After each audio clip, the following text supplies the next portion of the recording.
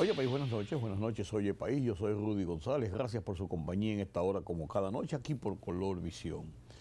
El país ha estado atento al curso de las competencias de los Juegos Centroamericanos y del Caribe, donde República Dominicana sigue cosechando medallas.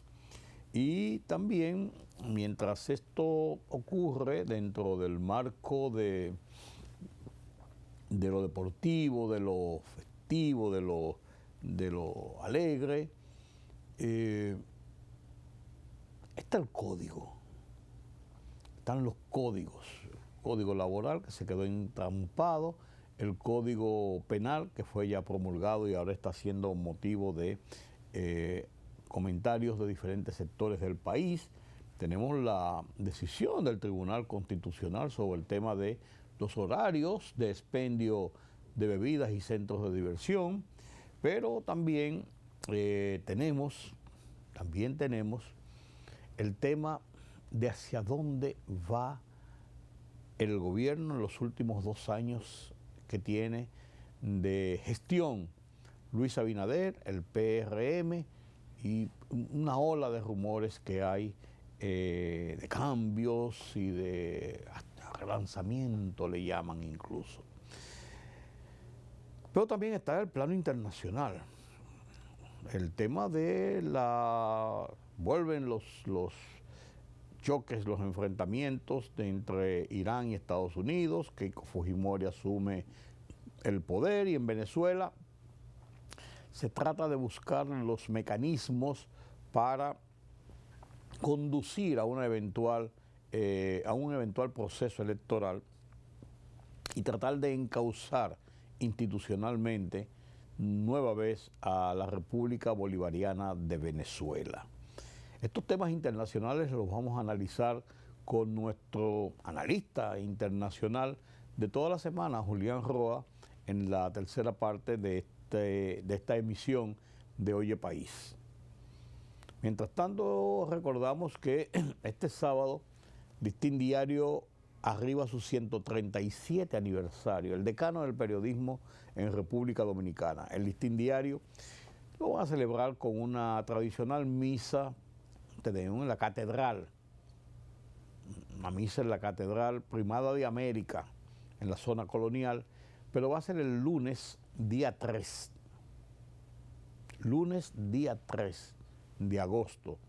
El aniversario es el sábado 1 de agosto, 137 años del decano de la prensa de República Dominicana.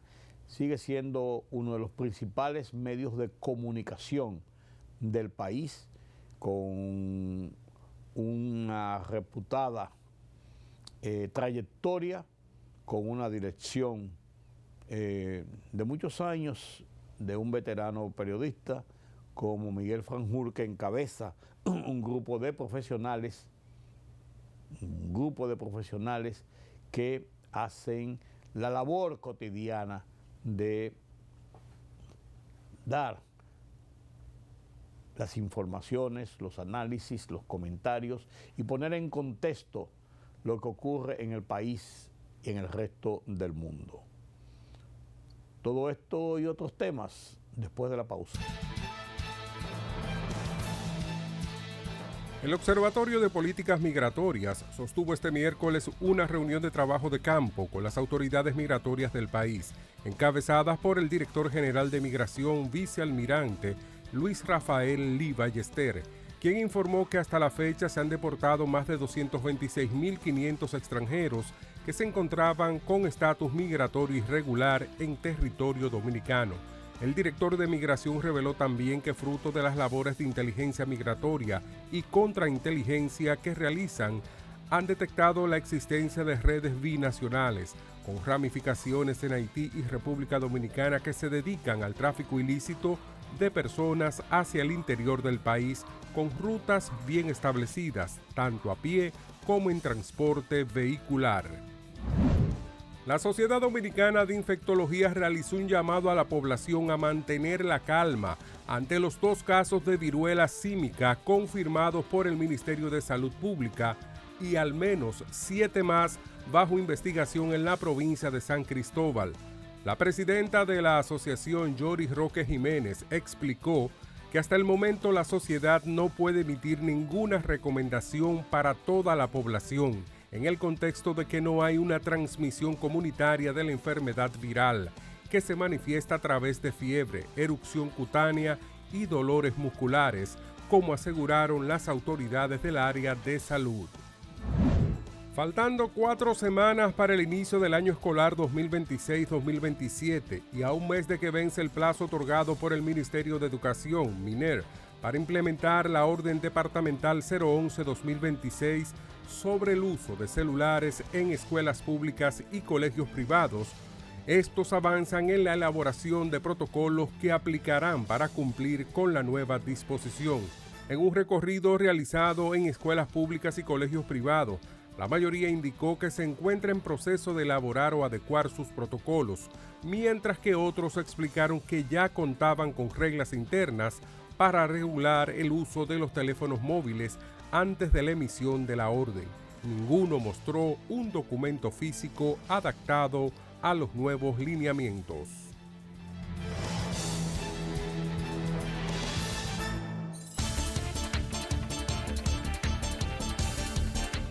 Pakistán, mediador entre Washington y Teherán, afirmó este jueves que ambas partes negocian una desescalada después de que Estados Unidos lanzara una intensa andanada de bombardeos contra Irán en respuesta a ataques en Jordania.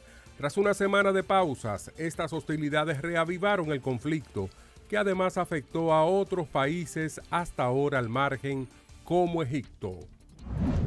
La OTAN anunció este jueves que se encuentra en estrecho contacto con las autoridades polacas tras la caída de un misil en Polonia que atribuyó a un disparo ruso en el contexto de los ataques lanzados contra la vecina Ucrania. La organización también prometió seguir tomando todas las medidas necesarias para defender el territorio de la OTAN, precisó Martin O'Donnell, portavoz del comandante supremo de las fuerzas aliadas en Europa. La expresidenta argentina Cristina Kirchner, condenada por corrupción, anunció este miércoles que elevó su caso ante el Comité de Derechos Humanos de las Naciones Unidas al alegar inocencia y que fue víctima de arbitrariedad judicial con el objetivo de proscribirla de la política.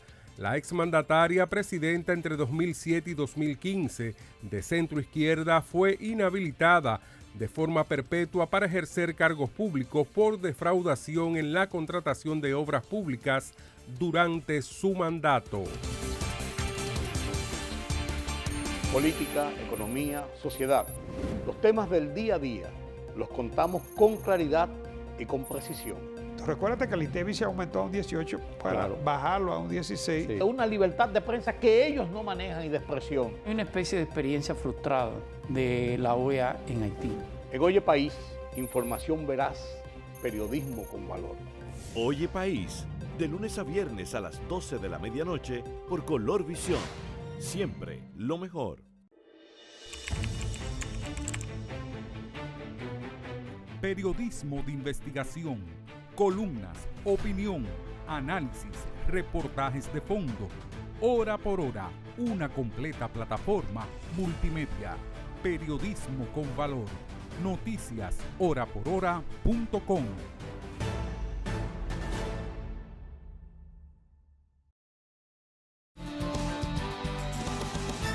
Seguimos cosechando medallas en los centroamericanos y del Caribe. República Dominicana mantiene un quinto lugar en el medallero,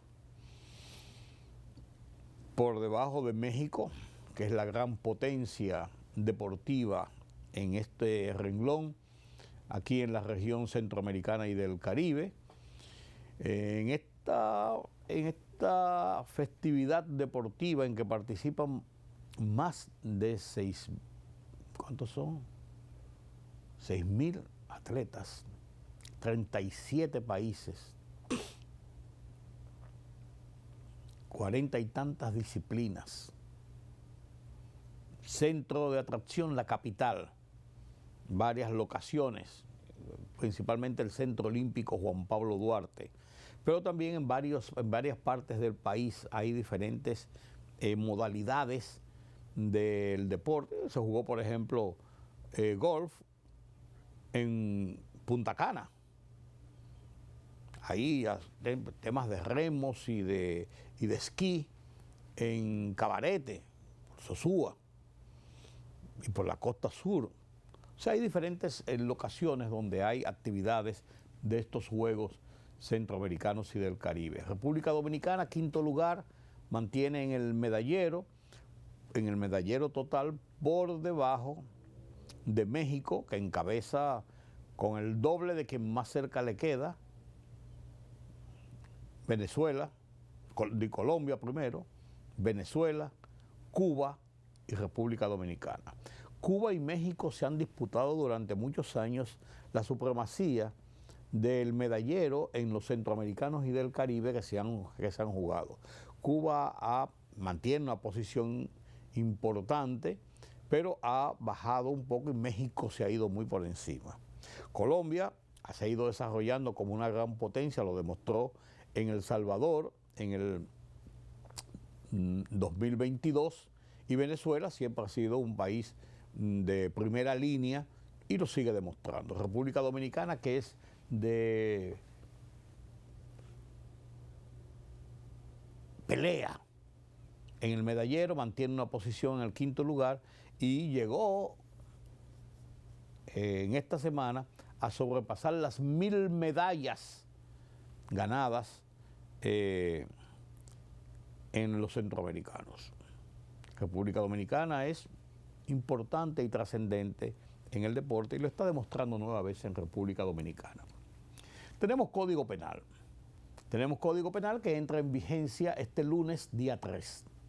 Y con el Código Penal se creó el Poder Ejecutivo una comisión especial que encabeza Milton Rey Guevara, que componen jueces del Tribunal Constitucional, de la Suprema Corte de Justicia, abogados reputados, periodistas, incluso uno que es periodista y abogado. Yo digo que es más periodista que abogado, pero él dice ya que es más abogado que periodista, que es Ricardo Rojas León, un profesional de toda talla. Y otro periodista que no es abogado, pero es tan abogado como cualquier abogado, por los años de experiencia, Aníbal de Castro. Está también Percio Maldonado, que es abogado y es periodista, director del Nuevo Diario y presidente de la Sociedad Dominicana de Diarios. O sea, es una comisión variopinto, pero relacionado con estos temas y que va a servir como de enlace, de veedor, de seguimiento de la aplicación del código, de propuestas, de su implementación, de mejoras que pudieran hacérsele, porque los códigos, las leyes, no son pasivas, son activas, son dinámicas. Y más cuando son códigos de esta naturaleza que tienen que ver con la aplicación de justicia, la aplicación de la ley frente a personas que han violado las leyes. Eso es un código penal. Y siguen encampanados en este sentido los que han aprovechado la coyuntura de las libertades, como la libertad de expresión y la libertad de prensa, para un mandato constitucional, para hacerse creer que tienen licencia para decir, hacer, desbarrar, insultar, difamar, injuriar a quien quieran, porque les da la gana, porque esa licencia se la da la Constitución, y no es así necesariamente. Entonces, en este código se establecen reglas de juego, porque las sociedades democráticas como la dominicana se rigen por reglas de juego. Señores, yo tengo 59 años, el año que viene, en el 25 de octubre, yo cumplo 60 años ininterrumpidos trabajando periodismo, en el ejercicio periodístico. 60 años. Y yo puedo decir llegué a las posiciones más altas, he llegado, director de periódico, de productor de televisión, con programas como este, de radio, escribo columnas, soy un consultor en temas de comunicación, temas mediáticos. Y la experiencia que le da el tiempo a uno y el ejercicio continuo le da incluso hasta la licencia y la facultad para poder hablar sobre estos temas. Y yo les voy a decir una cosa, señores. Nunca he traspasado esa línea sagrada del respeto a los demás porque yo tenga la licencia de haber obtenido un título universitario que me da la calidad de periodista, de tener medios y de dirigir medios y de accionar en medios, por ejemplo, como este, donde yo soy el responsable total de lo que aquí se dice y lo que aquí se hace. Nunca esa ha sido una licencia para yo poder prevalerme de ese derecho en desmedro de los demás de la sociedad. Y eso es lo que está pasando en este momento. Con esta apertura que nos da la tecnología en las redes sociales diversas, una herramienta excelente, fantástica de desarrollo, de comunicación de las sociedades, la usa un grupo, determinadas figuras, para no decir otra cosa, para hacer y deshacer con lo que ellos entienden es un manto de impunidad y de inmunidad. Y se prevalecen de eso para poder extorsionar, chantajear, abusar de los derechos de los demás, sobre la prevalencia de que yo soy comunicador, de que yo tengo un programa y ahí yo digo lo que me da la gana, porque la Constitución me da esa licencia, y no es así. Y ellos lo saben. Ellos lo saben. Pues es un negocio. Son malas prácticas de la comunicación, distorsiones de los derechos. Y ese es uno de los temas que es supervigilado, será supervigilado por esta comisión creada por el Poder Ejecutivo sobre la puesta en vigencia de este Código Penal. Porque no se trata de establecer sanciones y fisgoneo y seguimiento y cortapisas al derecho a la información. No. Lo que se trata en este código es de que hay reglas de juego y las sociedades se rigen por reglas de juego. No puede ser un libertinaje abierto en manos de inescrupulosas personas que usan esas libertades en desmedro de los demás. Hablo específicamente del tema de la libertad de prensa, porque es un tema que yo manejo, que yo conozco, que yo vivo, que es mi profesión y del que me he mantenido durante todos estos años de ejercicio periodístico en el umbral, en las puertas de cómo se aplica, de cómo se vive, de cuáles son sus reales poderes, aunque lo llaman el cuarto poder, sus reales poderes y cómo esos poderes deben ser dirigidos en beneficio de la sociedad, de la colectividad, del derecho de los demás. Por eso hablo de esta forma. Y la verdad es que un instrumento como este código debe servir para organizar mucho mejor la sociedad. Yo no estoy de acuerdo, por ejemplo, en la línea de pensamiento de que establecer sanciones más drásticas mayores penas, hasta 40, 50, 60 años, cúmulo de penas y todo esto para una persona que haya delinquido, son las herramientas necesarias que van a disuadir la comisión de hechos delictivos. Yo no creo que las altas penas sea eso. Quizás en uno que otro caso pudiera alguien pensar, bueno, yo no voy a hacer esto porque me van a cantar 50 años, o 60 años. No creo que esa sea una, pero es una herramienta que los códigos, las sociedades, los aparatos judiciales de persecución contra el delito y el crimen entienden que da resultados. Yo no lo creo, pero lo que yo crea no necesariamente es lo que yo entiendo, lo que yo creo. Pero bien, yo creo que tenemos un código que era necesario establecer nuevas figuras más claras, modernas, ajustadas a la realidad del delito del tiempo.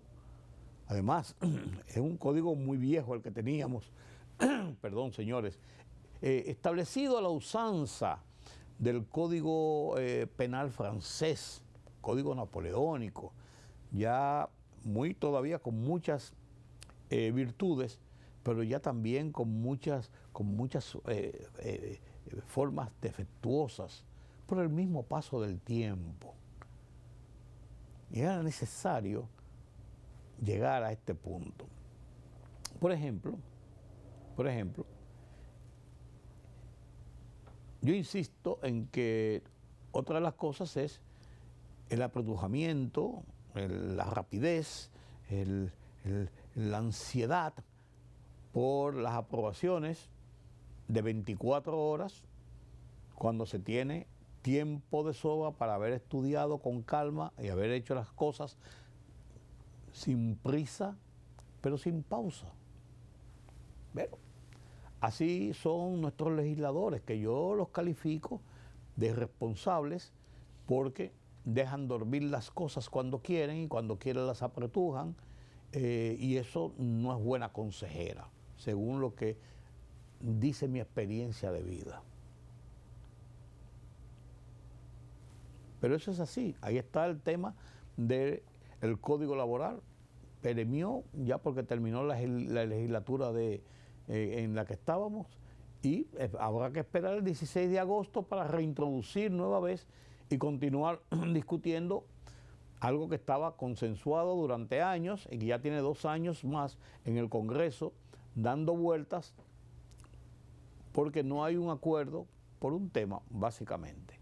Han surgido otros, pero por un tema básicamente. Pero los legisladores hacen así y lo guardan, no le ponen la mano, y luego vuelve otra vez con el tema y entonces lo sacan, y eso le genera a uno hasta suspicacia. ¿Por qué esa actuación? ¿Quién se beneficia del crimen, como dicen los investigadores? Y uno llega a pensar cualquier cosa, pero ahí está empantanado. Y hay algo que en este tipo de discusiones yo me quedé con la duda, y la voy a exponer. El Tribunal Constitucional ha declarado inconstitucional la medida que fue iniciada por un decreto presidencial en el 2006, en el gobierno de 2006, en el gobierno de Leonel Fernández, hace 20 años, que fue el establecimiento de horarios, de restricciones de ventas de bebidas alcohólicas y de estar aperturados los centros de diversión. De domingo a jueves hasta las 12 de la noche establece el decreto, y los fines de semana hasta las 2 de la mañana. Y en ocasiones especiales se prorroga a decisión de las instituciones oficiales, principalmente a cargo del Ministerio de Interior y Policía. Bien, se hizo por un decreto. El Tribunal Constitucional dice que no puede ser de manera permanente un decreto de esta naturaleza y que por lo tanto es inconstitucional esa aplicación de ese horario, que debe ser mediante una ley. Bien, pero el Tribunal Constitucional dice que le está dando un plazo de 2 años para que los legisladores evacúen una ley que establezca esos horarios, o los que sean, si fuera necesario, para el expendio y el consumo de bebidas alcohólicas en lugares públicos y que se mantengan abiertos lugares de diversión en un horario determinado. Mi pregunta es la siguiente, simple, señores. Si es inconstitucional, y el Tribunal Constitucional reconoce que es inconstitucional, ¿cómo da un plazo de 2 años para que se corrija? Entonces, durante 2 años, el Tribunal Constitucional da licencia para que algo inconstitucional se permita, hasta que hagan una ley, hasta 2 años. O sea, yo entiendo que si una cosa es inconstitucional, el Tribunal Constitucional, que es la instancia última de conocer las acciones que atenten contra lo establecido en la Constitución, diga, no, eso es inconstitucional y eso no se puede permitir. Eso está revocado. Y puede sugerir que hagan una ley y cuando hagan una ley se pone en vigencia. Yo no estoy diciendo que deben abrir o no deben abrir las discotecas y las cosas y vender bebida alcohólica en tal hora. No es eso. Estoy hablando del principio, que no lo entiendo. No lo entiendo, porque el Tribunal Constitucional está para definir y decidir si una cosa es constitucional o es violatoria de la Constitución. Si determinó que es violatorio de la Constitución, simplemente revoca eso que se está operando. No, que le da 2 años para que siga la inconstitucionalidad durante 2 años. Una licencia de 2 años le da el Tribunal Constitucional para que se ejecute una acción inconstitucional. No lo entiendo. Que alguien me lo explique. A veces a mí se me va la guagua. Usted lo puede pensar de esa forma, pero no lo entiendo. Tan sencillo como eso.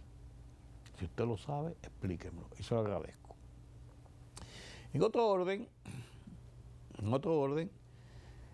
hay muchos rumores, muchas versiones, mucho morbo sobre eventuales cambios en el tren gubernativo de primera línea que estaría presto a ejecutar el Poder Ejecutivo, el presidente de la República, Luis Abinader, en su equipo de colaboradores, ministros, viceministros, directores generales, posiciones, jefes militares, de todo se ha hablado. Esto tiene 2 razones de que esto se comente, de que esto esté en la discusión de la gente. 2 razones. Número 1, 16 de agosto. 2 fechas, 27 de febrero y 16 de agosto, surgen los rumores en torno a esas fechas patrias de que va a haber cambios en el tren gubernativo. Número 2, de que el gobierno, Luis Abinader, entra en el periodo hacia la culminación de su segunda gestión de gobierno. Le quedan 2 años, o sea, pasa la mitad del segundo periodo de 4 años que tiene y comienza el declive hacia la entrega del poder de parte de Luis Abinader. O sea, quien gane las elecciones será otra cosa. Entonces, visto esto, gente que interpreta, que entiende, que cree, tengo algunas coincidencias en esto, de que el gobierno, la gestión, va a concentrar o debe concentrar sus últimos 2 años en redondear proyectos pendientes para terminarlos y dejarlo hecho como su obra de gobierno, comenzar otros que son ineludibles en el tiempo y preparar toda una estructura para que el gobierno, cuando entregue a quien sea, una gente de su partido o de otra parcela política o quien sea que entregue el poder en el 2028, pueda continuar y tenga una una situación de gobernanza con mucha estabilidad en el plano económico, en el plano social y político no hay ningún problema. En el plano económico que tenemos altas y bajas, pero deja una plataforma de continuidad. Y otra tercera versión es que el gobierno necesita relanzar, Luis Abinader, presidente, necesita relanzar su gobierno para tener un aire, porque encuestas y la visión de la gente, de los expertos que analizan la situación política del país, dicen que el gobierno anda por un lado y el presidente anda por otro. Y que eso lo reflejan, por ejemplo, las encuestas, dicen que la popularidad del presidente Luis Abinader, su aceptación de gobierno, supera el 50%, hasta por muchos casos, y ha estado rankeado entre los presidentes más exitosos y mejor valorados de América Latina por los diferentes, en las diferentes plataformas de medición regional y hemisférica. Pero que mientras él tiene una posición muy favorable, la visión que tiene la gente del gobierno, de la estructura de gobierno, del manejo de gobierno, no es buena. Y lo colocan incluso por 30 y tanto %. Mientras el presidente lo duplica, la figura del presidente. Entonces, él estaría, la idea de relanzar ese gobierno precisamente para lo que decía anteriormente, tratar de cerrar con broche de oro, en una buena imagen, en un punto alto, la gestión de su segundo mandato de 4 años, que se inició en el 2020, con su primer mandato hasta el 24 y del 24 al 28. Y se barajan nombres y se dicen que fulano está para aquí, que Peluche lo van a nombrar aquí, que Rudy va para tal sitio, que hay cambios aquí, cambios allí. Se habla de todo. ¿Qué va a pasar?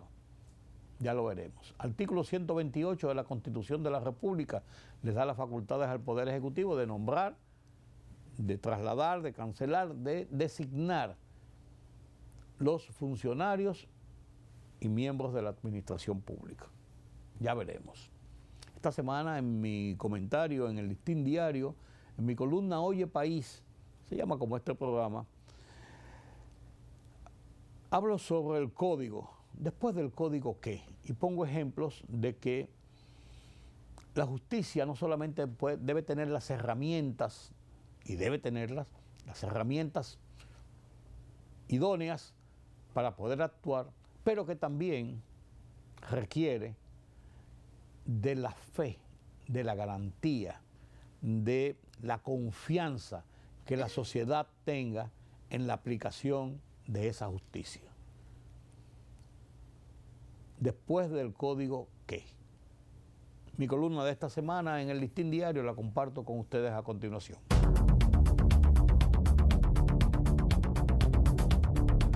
Tras años de discusiones, cabildeos, negociaciones, algarabías, publicaciones, respaldo y críticas, por fin tenemos enmendado, antes de su puesta en vigencia, un necesario y nuevo Código Penal. Consumado el hecho, los ciudadanos nos preguntamos, ¿un nuevo Código Penal mejorará la imagen, la credibilidad, la administración justa de la justicia? Para que una justicia sea justa, los ciudadanos, todos, debemos ser medidos por la misma vara. En el marco justo, base institucional de una sociedad que se desarrolla en democracia. Soy de los que cree, por ejemplo, que establecer penas de prisión más largas no disuade el crimen, aunque reconozco que hay muchos avances en otros segmentos. Lo que yo crea no es lo importante. Lo trascendente es dejar en el pasado episodios como el de don Epifanio Castro, el anciano de 93 años, con Alzheimer, una sonda permanente, limitaciones de movilidad y una enfermedad terminal. Preso en Monteplata, condenado a 5 años de prisión ratificado por un juez de ejecución de la pena, por acusación de una pelea con otro anciano de 85 años. O el caso de Chiquitín Jiménez, en prisión preventiva durante 20 años sin sentencia definitiva de una acusación por la que cayó preso. O la condena a 6 meses de prisión a Juan Alcántara, acusado de robar 32 aguacates de una finca. ¿Por qué? ¿Cómo explicar a la gente el contraste que plantea casos como esos frente a la coerción, fuera de prisión y hasta el archivo de expediente que reciben confesos delincuentes porque negocian pagar millones de lo robado al erario? Justicia justa es lo que espera la sociedad con un nuevo o con un viejo código. La libertad solo reside en los estados en los que el pueblo tiene el poder absoluto. Por el respeto a los valores democráticos y la dignidad del pueblo dominicano, El Rumbo de la Tarde, plural, objetivo, comprometido siempre con la verdad. Con Georgie Rodríguez, Rudy González y Ramón Colombo. Los poderosos ya están en el aire.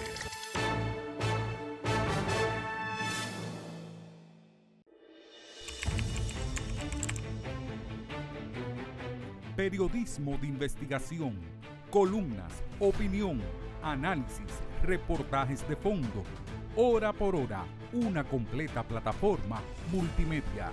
Periodismo con valor. Noticias horaporhora.com.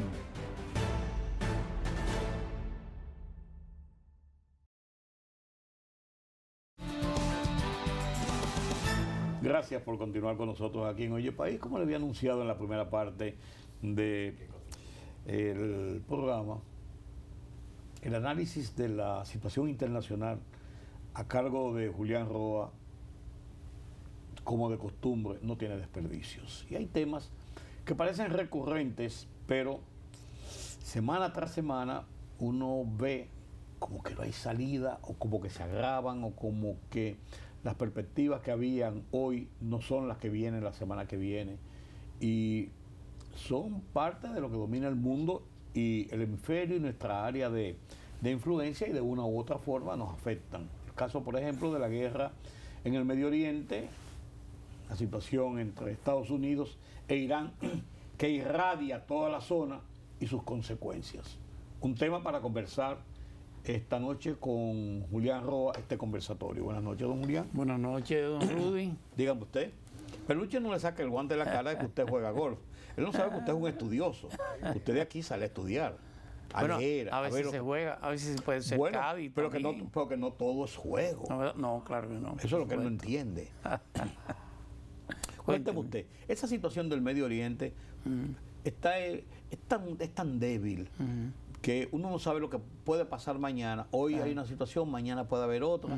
Puede ser que la de mañana sea recurrente con la de hoy, pero no sabemos hasta dónde va a llegar esto. Mire, el peligro de Medio Oriente, para Medio Oriente, hay que plantearlo. Nosotros lo que nos preocupa es el tema de los precios del petróleo. Sí, o sea, el efecto a nosotros. El efecto directo, eminentemente comercial. Y directo. Y el efecto sobre las economías.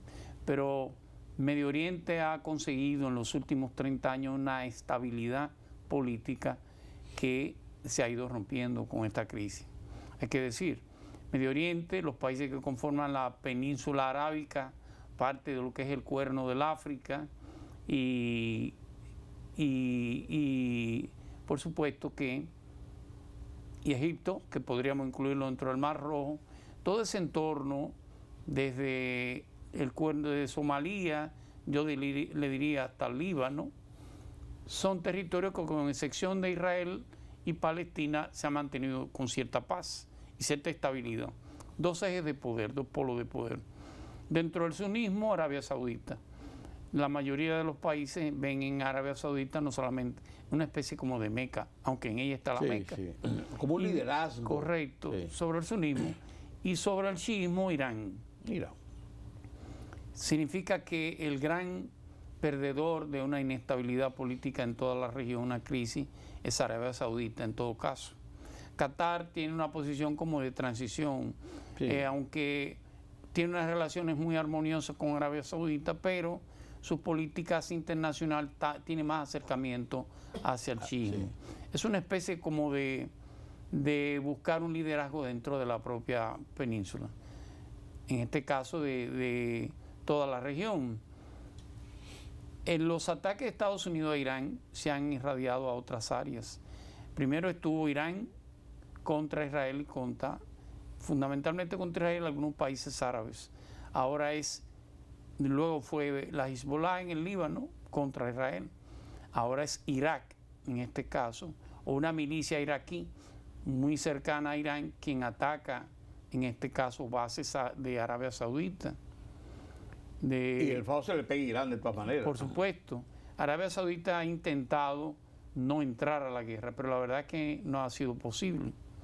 De hecho, los ataques esta semana fueron desde la milicia iraquí pro-iraní que ataca bases militares en Arabia Saudita, en Riad sobre todo. Consecuencia de eso, Arabia Saudita respondió junto con los Estados Unidos.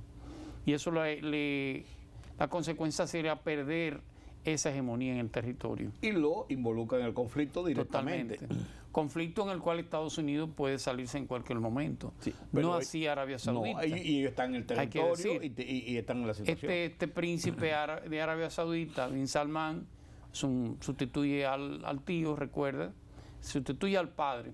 Pero el padre no ha muerto. Significa que él sigue siendo una especie de jefe de gobierno provisional. Ha querido hacer con Arabia Saudita en parte lo que se hizo con los Emiratos Árabes, que la gran inversión, la gran producción de los próximos 30 años no sea el petróleo, sino que sea el turismo, la tecnología y otras cosas. Y la guerra le perturba todo ese proceso, hay que decirlo. Los ataques esta semana de Irak involucra de nuevo ya un nuevo actor. Y la semana anterior había sido Yemen, con ataques que había hecho sobre el estrecho de Hormuz. Los hutíes. Y los hutíes. Irak no tiene salida al Golfo Pérsico, pero sí lo tiene al Mar Rojo, lo cual eso entorpecería las rutas que se hacen a través del Mar Rojo. En pocas palabras, eso desestabiliza toda la región. Pero el gobierno de Irak es más pro Estados Unidos totalmente. Sí. De hecho, ha condenado el ataque. Sí. Pero eso no está bajo su control. Como tal, así es. Pasa lo que pasa, por así decirlo, lo del Líbano con Hezbollah. Claro. Que una cosa es el gobierno y el país y otra cosa es esos grupos. El rol que hasta ahora juega Arabia Saudita es un rol apetecible para Turquía, con la diferencia de que Turquía es una especie de híbrido entre lo que es la cultura occidental y la cultura musulmana. Aunque oficialmente es un Estado islámico, pero la verdad es que la composición social es diferente. Sí, no, y son muy proclives a no meterse en ese problema, pero sí, y ser como un ente mediador cuando sea posible. Sigue la guerra, lo cual indica que Irán tiene todavía capacidad militar, y eso le genera una gran perturbación al mundo en sentido general. Que a los Estados Unidos. Los ataques al estrecho de Hormuz, a los buques del estrecho de Hormuz, y por supuesto a los Estados Unidos, que como le dijimos anteriormente, tiene que tratar de llegar a noviembre, no solamente con haber terminado la guerra, sino con salir victorioso de la guerra. Salir de la guerra. Así es. Porque como tú decías los otros días, no es ir sobre el tigre, sino cómo desmontarse del tigre. Nadie ha ganado una guerra apoyándose solamente en la infantería. Claro. Se necesita en la parte aérea se necesita meter soldados. Y esa sería la mayor trampa de los Estados Unidos. No, si se meten ahí, eso es prolongar el conflicto, provocar una seria situación en el conflicto y sabrá Dios cómo termina entonces eso. Es mucho más complicado. Así es. Hay ejemplos. Hay ejemplos para los Estados Unidos, para no ir muy lejos, Vietnam y Afganistán. Totalmente, no han terminado el conflicto. Hubo que pactar con ambos, en todo caso. Y salir. Claro. De mala manera. Esta semana, le acabo de decir, perturba todo lo que es el Mar Rojo, que hasta ahora permanecía tranquilo. Sí.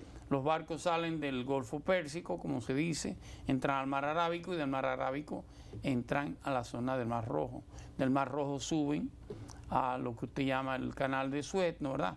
Frontera entre Egipto y Israel, y luego toma el Mediterráneo. Si usted tiene problemas con el estrecho de Hormuz y ahora va a tener problemas con el estrecho de Bar al-Aldén, va a tener un gran conflicto. Un gran conflicto. Va a complicar la cosa. Eso es así. Y eso no tiene salida por ahora. Pero, ¿qué salida puede tener Perú y América con la llegada América en la imagen y Perú directamente con la llegada de Keiko Fujimori finalmente a la presidencia del Perú? Tiene sus partes negativas y sus partes positivas, innegablemente. ¿Cuáles son esas? La derecha latinoamericana solamente le quedan 3 piezas para completar el tablero. Solamente le faltaría Brasil, le faltaría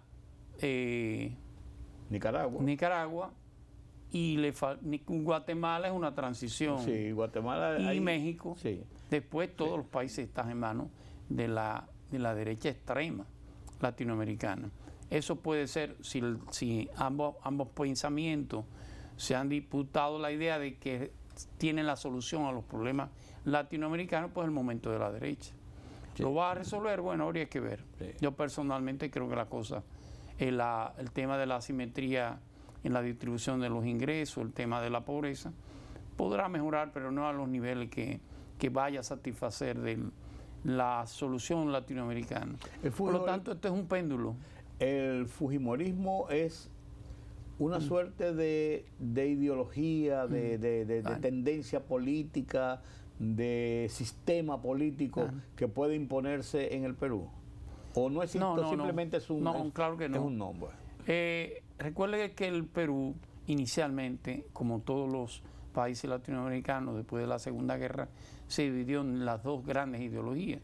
O era de izquierda, o era de derecha, o era del centro democrático. Y los socialdemócratas más liberal y los demócratas cristianos menos. Pero tuvieron grandes pensadores. Sí. Bueno, el propio Raúl Haya de la Torre, creador del APRA. Claro.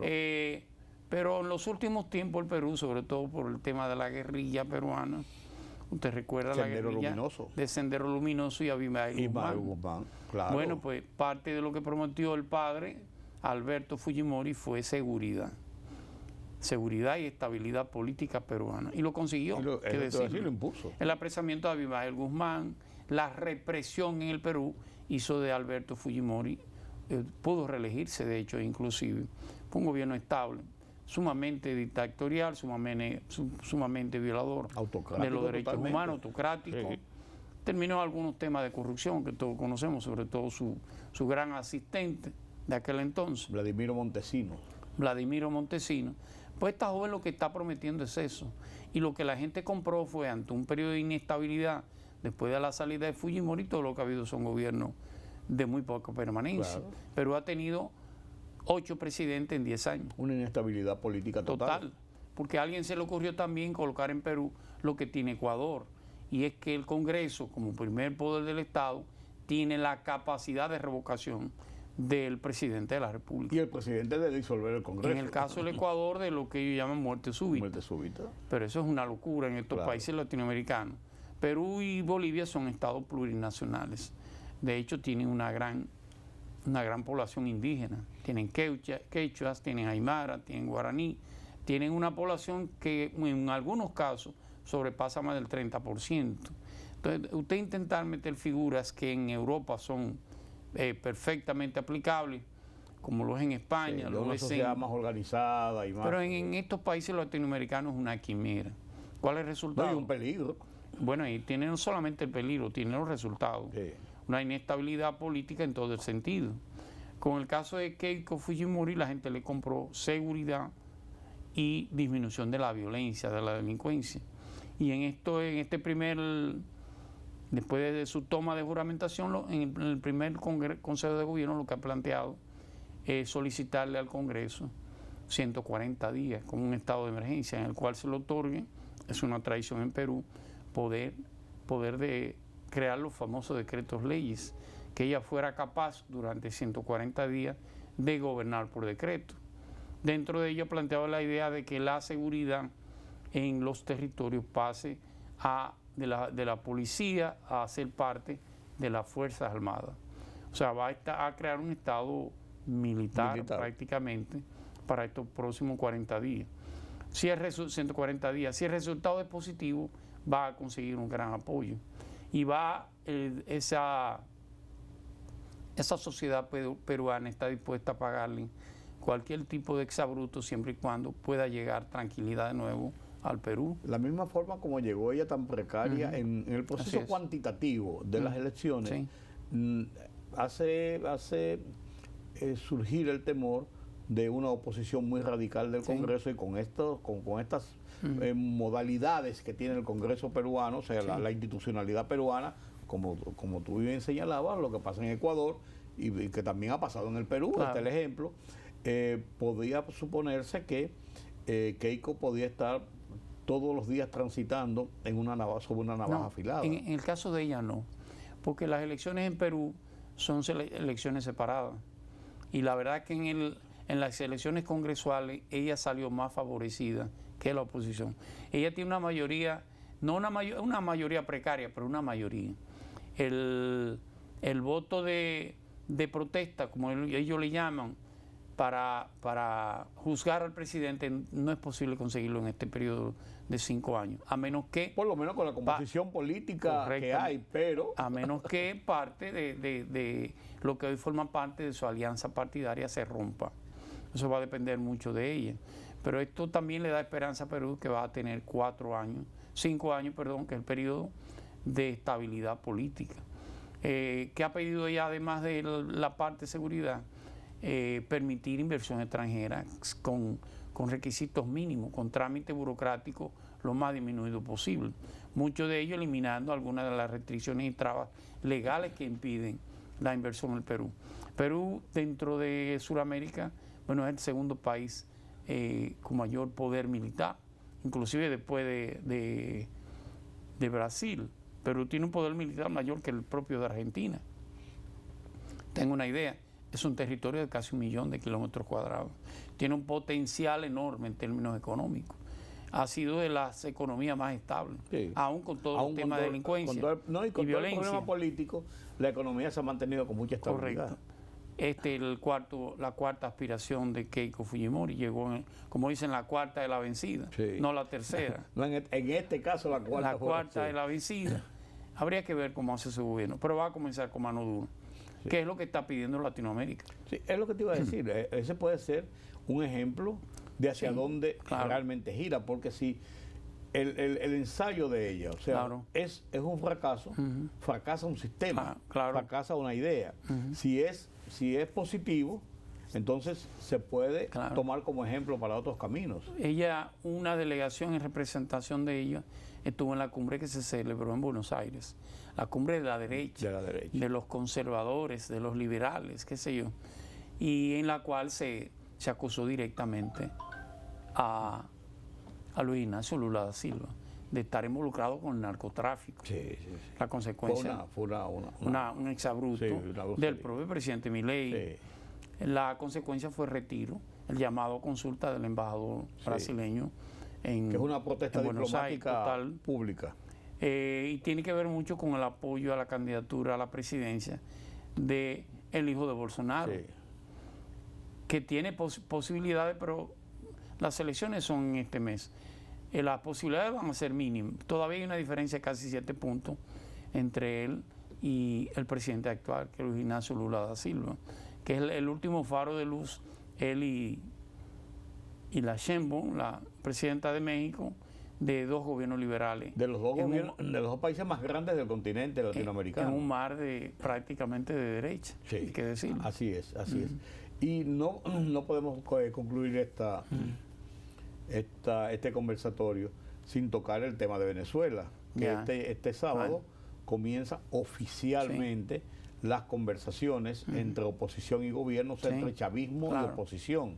Es una oposición donde no se ve claramente el liderazgo, pero está ahí y va a participar, y donde el otro elemento es que María Corina Machado no está en el juego, y mucho menos Edmundo González Urrutia, aquel presidente electo que en el exilio, por así decirlo. Recuerde que Venezuela, antes del chavismo, se encontraba en la incertidumbre de la decadencia de los dos grandes partidos, los adecos y los copellanos. Sí. De hecho, el último gobierno... Socialdemócrata y democracia cristiana, como hablamos ahorita, igual, de las dos tendencias. El último gobierno de ese periodo fue el de Rafael Caldera. Que pierde la convención de su partido, se va por un partido emergente. Que no fue ni siquiera por su partido, sino una coalición. Se va una coalición que se llamaba Convergencia. Sí. Y la verdad que fue un desastre. Y con los errores del apresamiento del coronel Chávez de aquel entonces, la amnistía al coronel Chávez, por supuesto, ya habilitado para irse a elecciones, Venezuela terminó instaurando el chavismo. ¿Cuántos años duró? Estamos hablando del 99 al 13, duró 14 años. 14 años. 14 años. Usted se refiere a Chávez. A Chávez. El chavismo, a pesar, el chavismo del 99 ahora, 27 años. Y esa fue otra Venezuela, en sentido general. Y esa Venezuela, la oposición de ese periodo fue una oposición muy débil y muy fragmentada. Todavía sigue igual. Significa que los líderes de esa posición contra el chavismo lo fue el candidato López, ¿cómo se llamaba el gobernador Guaidó, de Capriles? Enrique Capriles, gobernador de Miranda, Guaidó, que estuvo por otro lado, que fue un asambleísta. Y aquella dirigente que fue alcalde de Caracas, ¿cómo se llama? No, del Chacao, que fue reina de belleza. Sí, ¿cómo se llama? Sí. No recuerdo bien. Ella como que surgió como una cosa, pero eso se desvaneció ahí mismo. La verdad es que la oposición no se ha consolidado en Venezuela. No se consolidó dentro de Venezuela, mucho menos lo hizo en el exilio. Todos están prácticamente en el exilio. Sí. De hecho, Corina Machado esta semana busca hacer una especie de gran manifestación y no hubo tal encuentro. Sí. Fue algo pálido prácticamente. Lo que ha hecho Estados Unidos es buscar un periodo de transición en el cual pueda juntar al gobierno, la parte liberal, la parte que obedece a Estados Unidos al gobierno, con la oposición. Significa esto que al final quien va a escoger el posible, no solamente el periodo que va a durar esa transición, sino el posible candidato lo va a hacer Estados Unidos, no lo va a hacer Venezuela. Está claro. Ellos están dominando el escenario político. En el cual no creo que esté Corina Machado. Ella no parece estar en el tablero. Es un elemento de perturbación. No, además. Es un elemento contra el chavismo que todavía gobierna Venezuela. No, pues además de eso, si yo entiendo que los Estados Unidos habrían visto, desde mi óptica, que si ella llegaba a Venezuela, después de la salida de Maduro, la forma como fue todo, en este proceso de tratar de reconstruir ese sistema bajo el control de los Estados Unidos, y ella surge con un liderazgo, ella podría hacer una piedra en el zapato para esas pretensiones de Estados Unidos. Eso es lo que yo pienso. Claro. Y es un periodo de transición. En la transición se busca conciliar, no confrontar. Y ella es una confrontadora, por razón o sin ella, de lo que fue Venezuela en el periodo del chavismo. Claro, y ese es su leitmotiv. Es como, y perdóneme que hable un poco de historia, el proceso de transición nuestro del trujillismo a la democracia. Sí, lo hizo alguien que construyó parte de ese trujillismo. Nadie mejor para desmontar una casa que aquel que la construyó o que ayudó a construirla. Sí. O que estuvo ahí cuando la construyeron. Y es así. Bueno, ese es el mejor ejemplo. Sí, claro. Y los Estados Unidos no se han perdido en eso. Han llevado el proceso de transición con lo que estaban ahí con los actores, llevándolo a un control. Porque tú es una cosa, si uno se pone a ver a Delcy Rodríguez de hoy, es más norteamericana y antichavista, diría yo, sin decir que es antichavista, digo, en cuanto a los planteamientos del chavismo, más que cualquiera. Pero, aunque parezca extraño decirlo, ha evitado un baño de sangre en Venezuela. Yo creo que fue. Venezuela no está uno enfrentado al otro, porque ella, aunque formaba parte del chavismo, ha podido hacer ese crossover. Claro, oye, fue una jugada ideal. Yo me preguntaba cómo va a ser eso, porque fue una jugada ideal. Ella y el hermano, en la parte legislativa. Ellos han logrado hacer un buen crossover. Claro. No es verdad que Venezuela en guerra es superior a una Venezuela que está haciendo una transición hacia la democracia. De ninguna manera comparto la manera como se hizo. Pero, pero es la vía más razonable. O menos perjudicada. ¿Qué es lo que podría estar pasando? Va a pasar en Cuba. Eso es así. Que en Cuba es otra cosa. No es Venezuela, pero la medicina se parece mucho. Sí, al final de cuentas es para quitar la tos. Totalmente. Una tos que ya se ha convertido en catarro y en neumonía. Una tos de 67 años. Así mismo es. Gracias a don Julián. La semana que viene vamos a analizar Cuba.